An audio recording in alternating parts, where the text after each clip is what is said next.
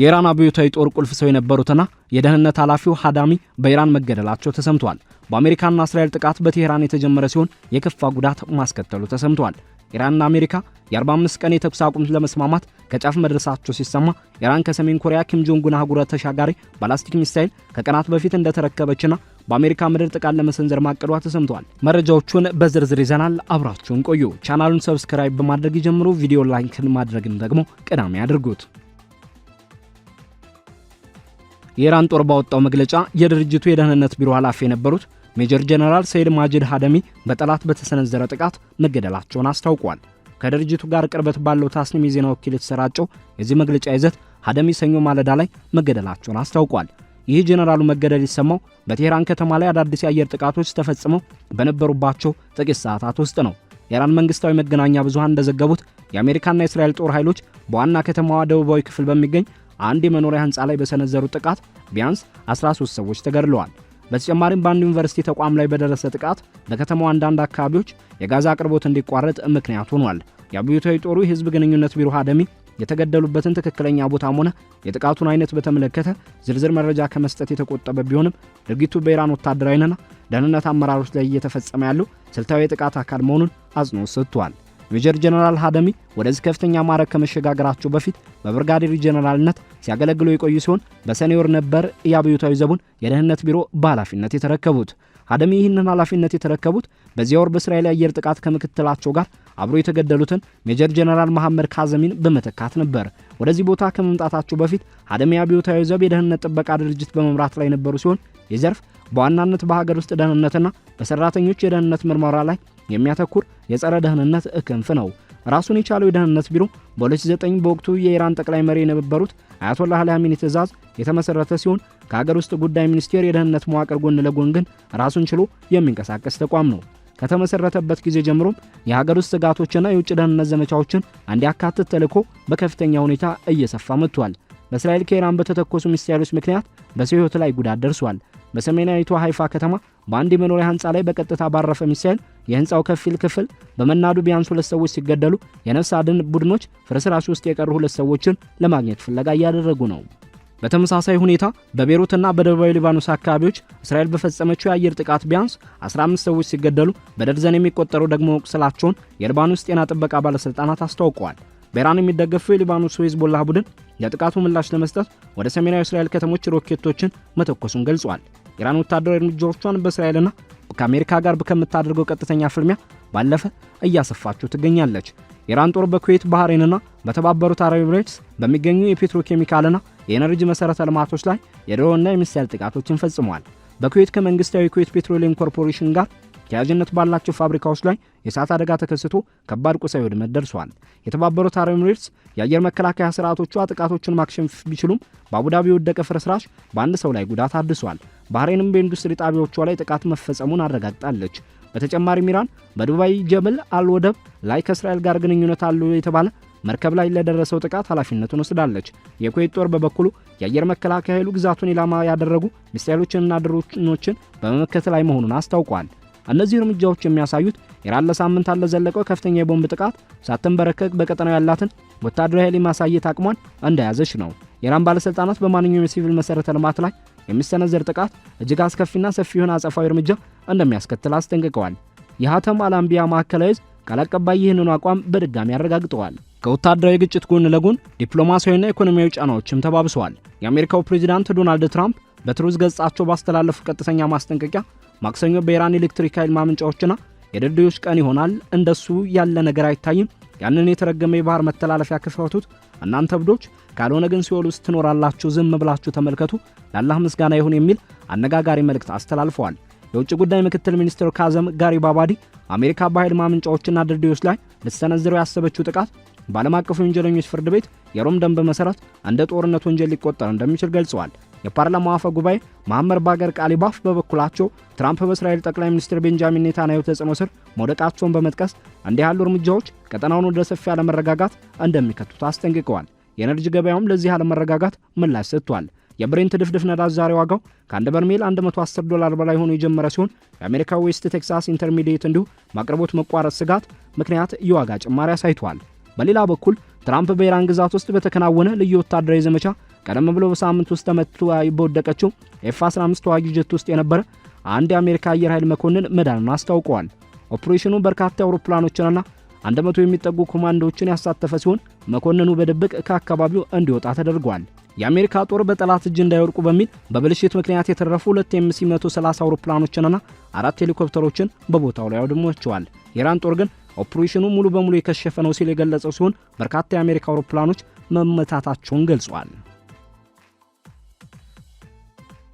ከአሜሪካ ከእስራኤልና ከመካከለኛው ምስራቅ አካባቢ ከሚገኙ የተለያዩ የዜና ምንጮች በወጡ ዘገባዎች መሰረት ዩናይትድ ስቴትስ ኢራንና አሸማጋይ ሀገራትን ያቀፈ ጥምረት ጥብቅ በሆነ ዲፕሎማሲያዊ ውይይት ላይ ይገኛሉ። የከፍተኛ ጥረት እየተደረገበት ያለው ውይይት በሁለቱ ዋና ዋና ምዕራፎች ላይ የተከፈለ ሊሆን የሚችል ስምምነት ላይ ለመድረስ ያለመ ሲሆን ሂደቱን መጀመሪያ ለ45 ቀናት የሚቆይ ጊዜያዊ ተኩስ አቁም በማወጅ በመቀጠልም አሁን ላይ ለቀጠለው ደም አፋሳሽ ግጭት ዘላቂ መፍትሄ ወደሚገኝበት ደረጃ ለመሸጋገር የታቀደ ነው።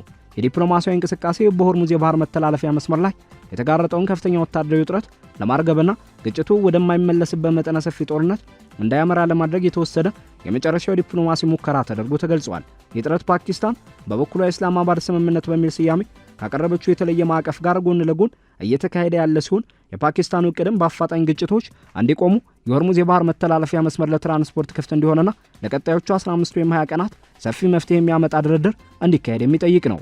እነዚህ የተለያዩ የሰላም ጥያቄዎችና የውይይት ሀሳቦች የቀረቡት ፕሬዚዳንት ዶናልድ ትራምፕ ኢራን ስትራቴጂካዊ ጠቀሜታ ያለውን የሆርሙዝ የባህር መተላለፊያ መስመር በድጋሚ እንድትከፍት ያስቀመጡት የጊዜ ገደብ ሊጠናቀቅ ጥቂት ሰዓታት ሲቀሩት ነው። የትራምፕ አስተዳደር በበኩሉ ኢራን ወደ ቻይና በምታደርገው የነዳጅ ዘይት ኤክስፖርት ላይ አዳዲስ ማዕቀቦችን በመጣል በቴህራን ላይ የሚያደርገውን ጫና አጠናክሮ ቀጥሏል። እስካሁን ባለው ሁኔታ የዋይት ሃውስ የሆነ የአሜሪካ የውጭ ጉዳይ ሚኒስቴር ስለ አዲሱ የዲፕሎማሲ እንቅስቃሴ በይፋ የሰጡት አስተያየት የለም። በሌላ በኩል ደግሞ የኢራን ባለስልጣናት ለወደፊቱ ወታደራዊ እርምጃ እንደማይወሰድባቸው የሚያረጋግጥ ጽኑ ዋስትና የሌላቸውን ጊዜያዊ የተኩስ አቁም ስምምነቶችን ውድቅ ማድረጋቸውን ቀጥለዋል። የ45 ቀናት የተኩስ አቁም ማዕቀፍን ዝርዝር መረጃ መጀመሪያ ይፋ ያደረገው የአክሲዮስ ዘገባ እንደሚያመለክተው የፓኪስታን የግብጽና የቱርክ አሸማጋዮች ውይይቱን እያቀላጠፉት ይገኛሉ። የታቀደው ሂደት በቅደም ተከተል የተዋቀረ ሲሆን በመጀመሪያው ምዕራፍ ለ45 ቀናት የሚቆይ የተኩስ አቁም ተግባራዊ ይደረጋል። በዚህ ጊዜ ውስጥ ጦርነቱን በዘላቂነት ለማቆም የሚያስችሉ ድርድሮች በዝርዝር ይካሄዳሉ። በሁለተኛው ምዕራፍ ደግሞ የተደረሰው ስምምነት በይፋ ተግባራዊ የሚደረግ ሲሆን ለድርድሩ ተጨማሪ ጊዜ የሚያስፈልግ ከሆነም የመጀመሪያውን የተኩስ አቁም ጊዜ ለማራዘም የሚያስችሉ ድንጋጌዎች ተካተውበታል። ይሁን እንጂ ከውስጥ ምንጮች የተገኘው መረጃ እንደሚያመለክተው በሚቀጥሉት 48 ሰዓታት ውስጥ ከፊል ስምምነት ላይ የመድረስ ዕድሉ አነስተኛ ቢሆንም ይህ ጥረት ግን ለ6 ሳምንታት የዘለቀው ግጭት ወደ ከፋ ደረጃ እንዳይሸጋገር ለመከላከል ብቸኛው አማራጭ ተደርጎ ተወስዷል። በሌላ በኩል በፓኪስታን አሸማጋይነት ተዘጋጅቶ በሌሊት ለዋሽንግተንና ለቴህራን የተላከው የኢስላማባድ ስምምነት ከቀረበው የ45 ቀናት እቅድ ጋር በመሰረታዊ ጉዳዮች ላይ የሚቀራረብ ቢሆንም የድርድር ጊዜውን ግን ይበልጥ አሳጥሩታል። የስምምነት ግጭቶች በአፋጣኝ እንዲቆሙና የሆርሙዝ የባህር መስመር እንዲከፈት የሚጠይቅ ሲሆን ከዚያም ባሉት ከ15 እስከ 20 ቀናት ውስጥ አጠቃላይ ስምምነት ላይ ለመድረስ ድርድር እንዲደረግ ያሳስባል። እቅዱ በባህር መተላለፊያው ላይ ደህንነቱ የተጠበቀ የትራንስፖርት እንቅስቃሴ እንዲኖር የሚያስችል ቀጠናዊ ማዕቀፍን ያካተተ ሲሆን የመጨረሻው የፊት ለፊት ድርድርም በፓኪስታን ዋና ከተማ ኢስላማባድ እንዲካሄድ ጥሪ ያቀርባል። ጉዳዩን በቅርበት የሚያውቁ ምንጮች እንደገለጹት የፓኪስታን ጦር አዛዥ ፊልድ ማርሻል አሲም ሙኒር ከአሜሪካው ምክትል ፕሬዚዳንት ጄዲ ቫንስ ከልዩ መልእክተኛው ስቲቭ ዊትኮፍና ከኢራን የውጭ ጉዳይ ሚኒስትር አባስ አራግቺ ጋር ሌሊቱን ሙሉ ቀጥተኛ ግንኙነት ሲያደርጉ ቆይተዋል። ባለፉት ጥቂት ቀናት የኢራን አቋም ሳይለወጥ ጸንቶ ይገኛል። አንድ ከፍተኛ የኢራን ባለስልጣን ለሮይተርስ እንደገለጹት አሜሪካ ለዘላቂ ስምምነት ዝግጁ አለመሆኗን በመጥቀስ ቴህራን በማንኛውም ጊዜያዊ የተኩስ አቁም ስምምነት ምትክ የሆርሙዝ የባህር መስመርን እንደማትከፍት አስታውቀዋል። የኢራን መገናኛ ብዙሃንና ባለስልጣናት አሜሪካ በሶስተኛ ሀገር በኩል ያቀረበችውን የ48 ሰዓታት የተኩስ አቁም ጥያቄን ጨምሮ ማንኛውንም አጭር የሰላም ጊዜ ውድቅ አድርገዋል። ቴህራን በአሜሪካና በእስራኤል በኩል እንደገና ጥቃት እንደማይሰነዘረባት ጠንካራ ዋስትና እንዲሰጣት የምትጠይቅ ሲሆን በተጨማሪ ማዕቀቦች እንዲነሱላትና በቀጠናው ያላት የደህንነት ስጋት እውቅና እንዲሰጠው አጥብቃ ትጠይቃለች። ሁኔታውንም በከፍተኛ ሁኔታ እየተለዋወጠ ይገኛል። የአሜሪካ የባህር ኃይል ክፍሎች በፋርስ ባህረ ሰላጤ ውስጥ ለንግድ መርከቦች የጥበቃ ሥራ እያከናወኑ ሲሆን ተጨማሪ የአሜሪካ ወታደሮችም ወደ አካባቢው ተሰማርተዋል። የኢራን አብዮታዊ ጦር ክፍሎችም በባህረ ሰላጤ ውስጥ ያላቸውን እንቅስቃሴ በመቀጠል የንግድ መርከቦች እንዳያልፉ እያደረጉ ይገኛሉ። ቴህራን በበኩሏ በባህር መተላለፊያው ላይ ያለው ሁኔታ ወደ ቀድሞ ሁኔታ ሊመለስ የሚችለው አሜሪካ በበኩሏ እኩል የሆነ ቅናሽ ካደረገች ብቻ እንደሆነ በማስጠንቀቅ ላይ ትገኛለች። በተመሳሳይ ጊዜ የእስራኤል ጦር በሊባኖስና በሌሎች አካባቢዎች በሚገኙ የኢራን ድጋፍ ባላቸው ቡድኖች ላይ ጥቃት መፈጸሙ ለሚደረገው የተኩስ አቁም ጥረት ሌላ ተጨማሪ ውስብስብነትን ፈጥሯል። የትራምፕ አስተዳደር በኢራን ላይ የጀመረውን ከፍተኛ ጫና የማሳደር ዘመቻ አጠናክሮ ቀጥሏል። ባለፉት ጥቂት ሳምንታት ይፋ የተደረጉት አዳዲስ ማዕቀቦች ኢራን ወደ ቻይና የምትልከውን የነዳጅ ዘይት ጭነት ኢላማ ያደረጉ ናቸው። እነዚህ ማዕቀቦች በተለይም ማዕቀብን ለመጣስ በሚንቀሳቀሱ ድብቅ መርከቦችና ቅናሽ የተደረገበትን የኢራን ነዳጅ በሚያጣሩ ትናንሽ የቻይና የነዳጅ ማጣሪያ ተቋማት ላይ ያተኩራሉ። እነዚህ እርምጃዎች ቴህራን ለወታደራዊና ለተላላኪ ቡድኖቿ የምትጠቀመውን የገቢ ምንጭ ለማድረቅ የታቀዱ ናቸው። በተመሳሳይ ጊዜ በዓለም አቀፍ ደረጃ የተከሰተውን የዋጋ ንረት ለማርገብ ሲባል በመጋቢት ወር የተወሰነ የኢራን ነዳጅ እንዲሸጥ የተሰጠው ጊዜያዊ ፈቃድ የትራምፕ አስተዳደር ጫናን ከገበያ መረጋጋት ጋር ለማመጣጠን የሚከተለውን ጥምር ስትራቴጂ አሳይቷል። የሆርሙዝ የባህር መተላለፊያ ቁጥጥር ከኃይል ደህንነት ባለፈ ትልቅ ትርጉም አለው። ለአሜሪካና ለባህረ ሰላጤው አጋሮቿ የንግድ እንቅስቃሴው ያለምንም መስተጓጎል መቀጠሉ ለዓለም አቀፍ የንግድ መረጋጋትና የኢራን ተጽዕኖ ለመግታት ወሳኝ ነው። ለኢራን ደግሞ ይህ የባህር መተላለፊያ መስመር እንደ መከላከያና በድርድር ወቅት እንደ ትልቅ የመደራደሪያ ካርድ የሚያገለግል ነው።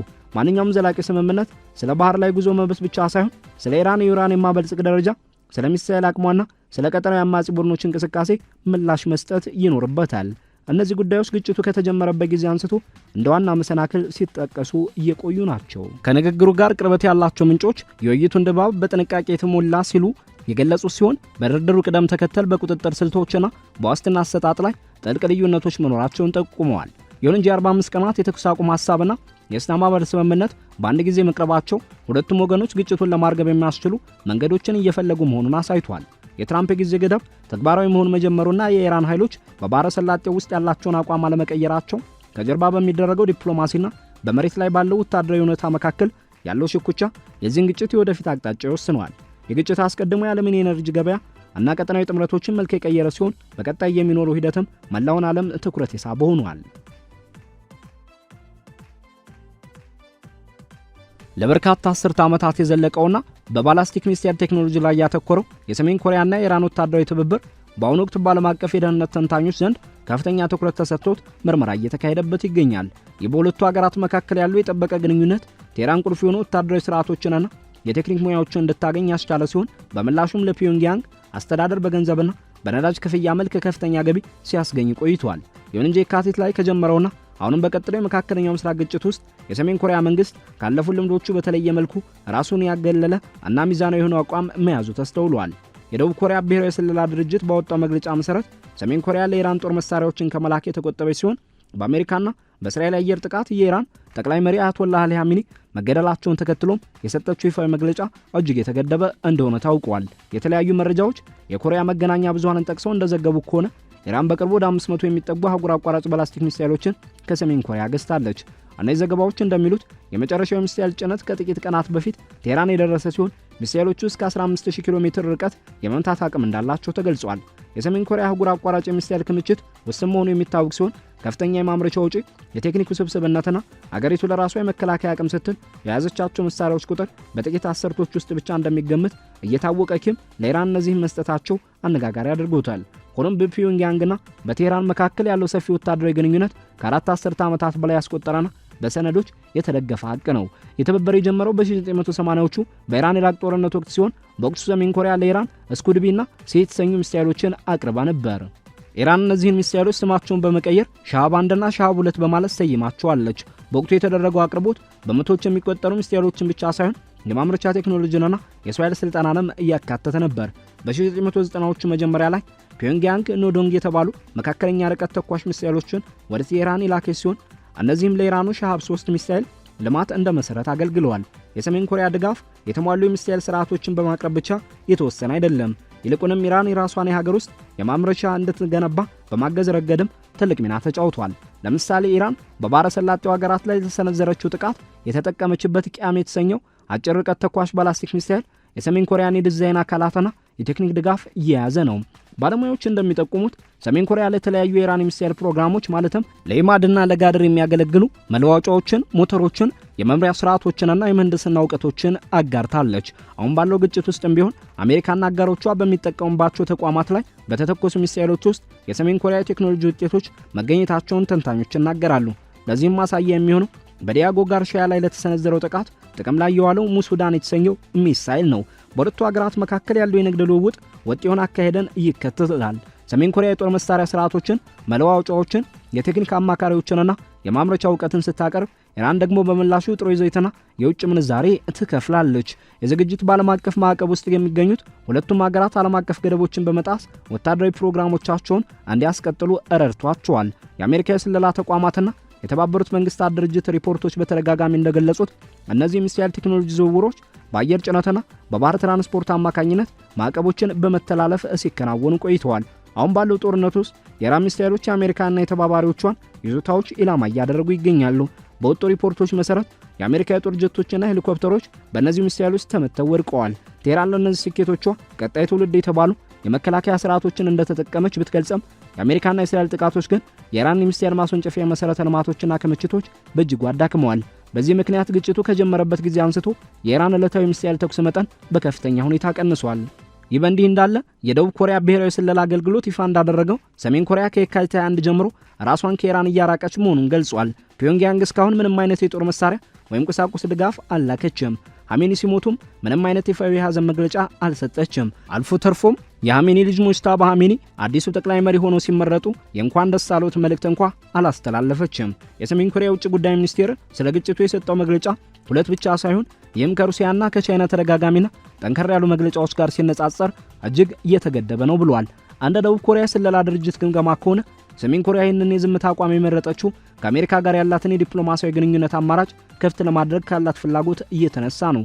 ባለፈው የካቲት ወር መጨረሻ ላይ በተካሄደው 9ኛው የሰራተኞች ፓርቲ ጉባኤ ላይ ኪም ጆንግ ኡን እንደተናገሩት አሜሪካ የሰሜን ኮሪያን የኒውክሌር ባለቤትነት ተቀብላ የጥል ፖሊሲዋን ካቆመች ሁለቱ ሀገራት የማይስማሙበት ምንም ምክንያት የለም ብለዋል።